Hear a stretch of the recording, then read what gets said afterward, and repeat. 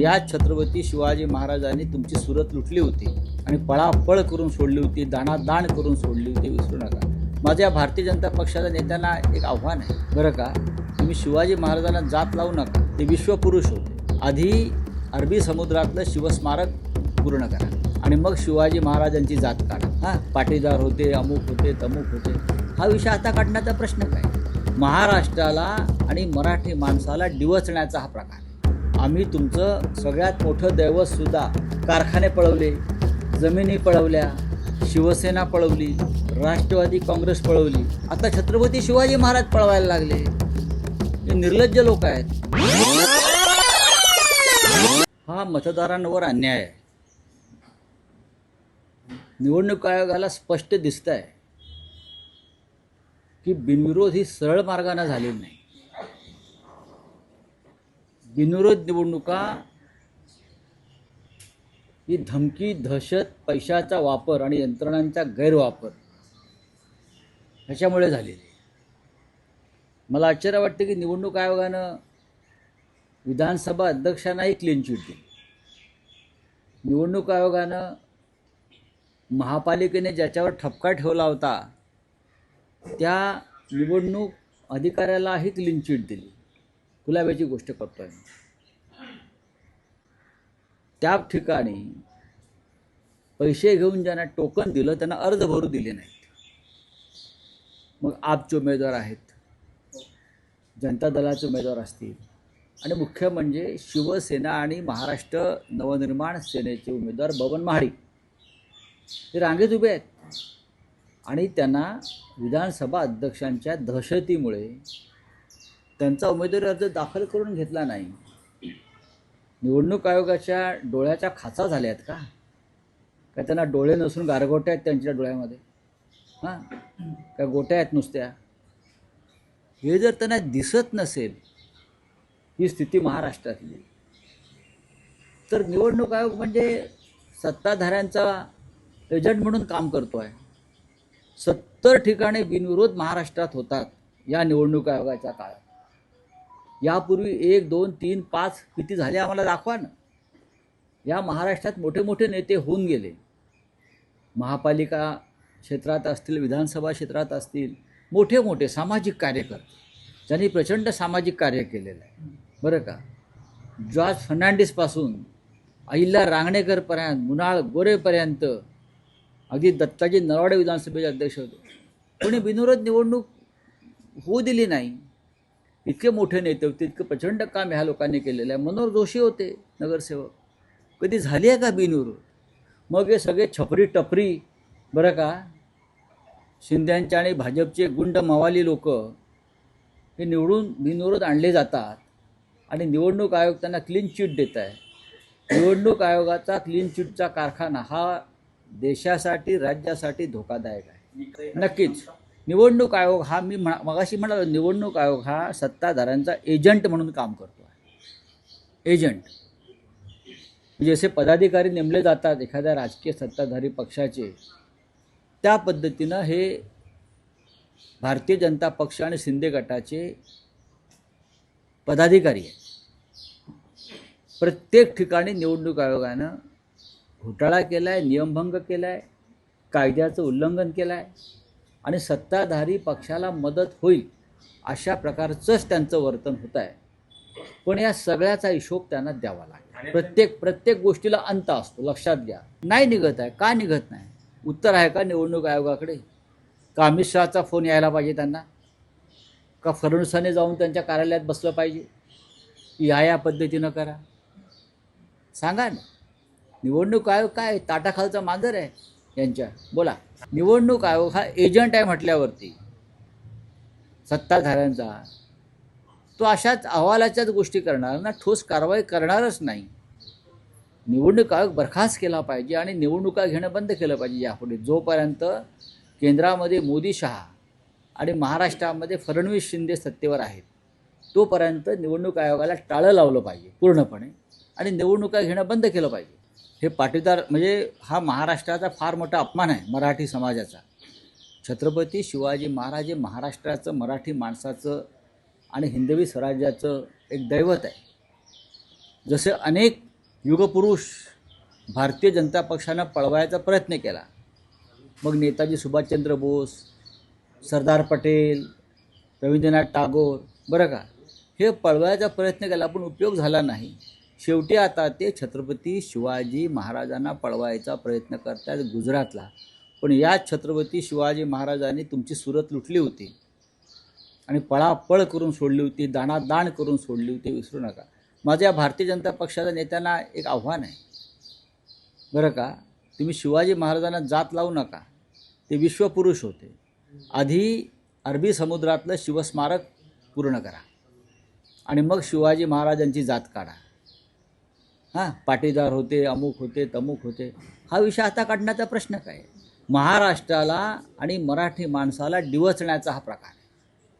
आम्ही तुमचं सगळ्यात मोठं दैवतसुद्धा कारखाने पळवले, जमिनी पळवल्या, शिवसेना पळवली, राष्ट्रवादी काँग्रेस पळवली.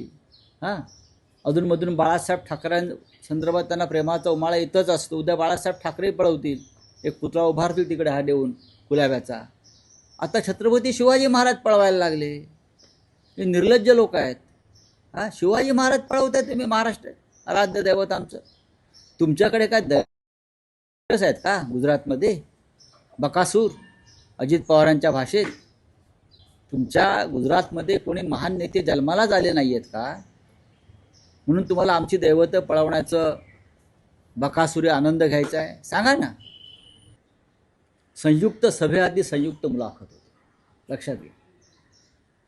आणि त्या दृष्टीनं जिथे ही मुलाखत घेतली जाणार आहे ग्रँड हयात हॉटेलमध्ये, तिथे आता या क्षणी सेट उभारण्याचं काम सुरू आहे. संपेल आता, फार भव्य सेट आहे. त्याचे तुम्हाला वाटल्यास फोटो पाठवतो मी.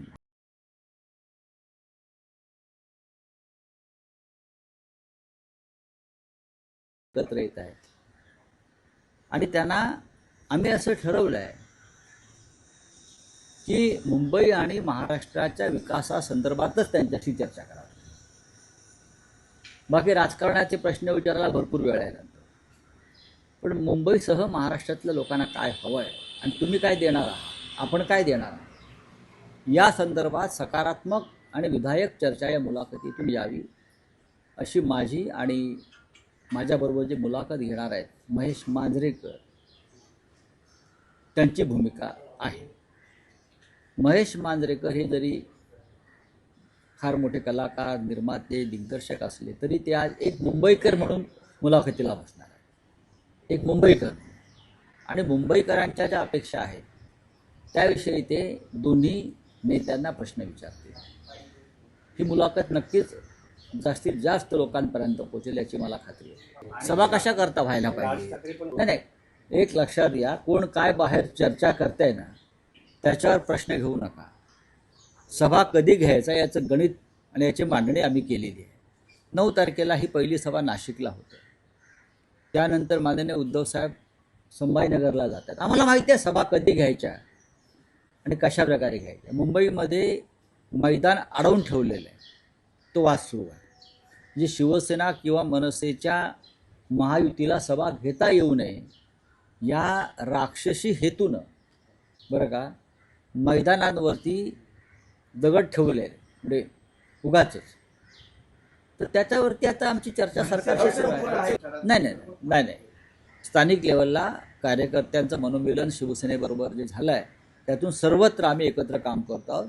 उद्धव साहेबांचे पहिल्यापासून एक त्यांच्या कामाची पद्धत आहे, सभा घेण्यापेक्षा शाखांपर्यंत पोचावं आणि प्रत्येक शाखेच्या बाहेर एक लहानशी सभा होतेच आहे. लोक जमत आहेत, अधिक लोकांपर्यंत पोचून संवाद साधावा हे त्यांचं पहिल्यापासूनचं धोरण आहे.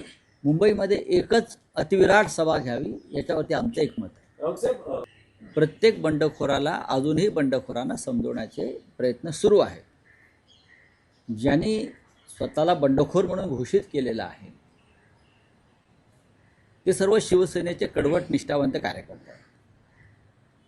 त्यांच्या डोक्यातला थोडासा कचरा निघून गेला, राग निघून गेला की ते हळूहळू मागे घेतील अशी आम्हाला खात्री आहे.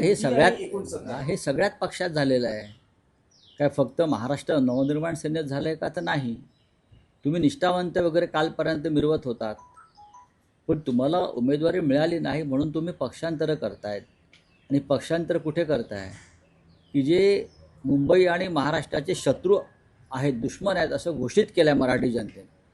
तुम्ही त्या मोगलांच्या तंबूत जात आहात, तुम्ही औरंगजेबाच्या तंबूत जाता. औरंगजेब त्यांचाच आहे, कारण गुजरातला जन्माला आला आहे तो, त्याच्यामुळे औरंगजेब हे त्यांचं निशाण आहे भाजपवाल्यांचं. तेव्हा हे जे मराठी कार्यकर्ते आहेत राजकीय, त्यांनी विचार केला पाहिजे. आमच्याकडले काही लोक गेले, काँग्रेसमधले गेले, त्यांना काय एवढं त्या भारतीय जनता पक्षाला सोनं लागलं आहे मला माहीत नाही. किती जणांना पैसे देणार ते आहे? भ्रष्टाचाराचा पैसा तुमच्यापर्यंत पोचेल, पण तुमच्या पुढल्या पिढ्या त्याच्यामुळे सुखी होणार नाहीत, लक्षात घ्या. जर महाराष्ट्र सुखी राहिला तर तुमच्या पुढल्या पिढ्या सुखी राहतील. त्यांना शिवाजी महाराजांच्या आठवणीही पुसायच्या आहेत या भारतीय जनता पक्षाला. त्यांना महात्मा गांधी, पंडित नेहरूंच्या आठवणी पुसायच्या आहेत. त्यांना शिवसेना तोडून विकत घेऊन बाळासाहेब ठाकरे हिंदुहृदय सम्राटांच्या आठवणी पुसायच्या आहेत. त्यांना शरद पवारांचं कार्य पुसायचं आहे.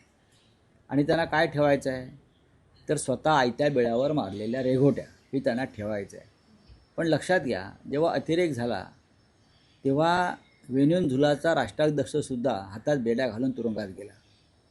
तो सुद्धा होट चोरी करत होता, तो सुद्धा विरोधकांचे लोक फोडत होता, तो सुद्धा विरोधकांना तुरुंगात डांबत होता. प्रत्येक गोष्टीला एक अंत आणि शेवट असतो.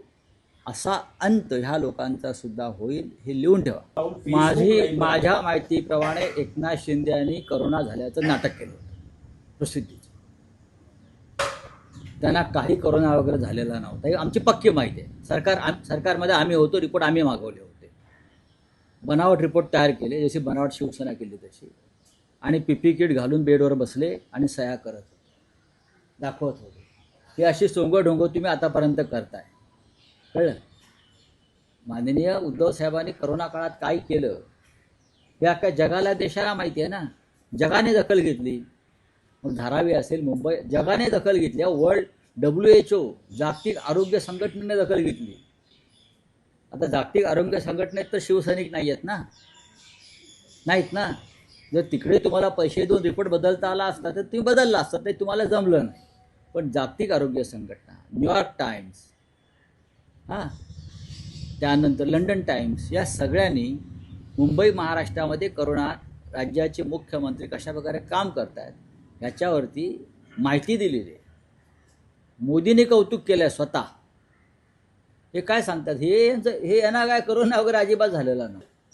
निवडणूक आयोगाने दखल घ्यावी. काँग्रेस जेवढी प्रचारात नसेल तेवढा आम्हाला फायदाच आहे ना.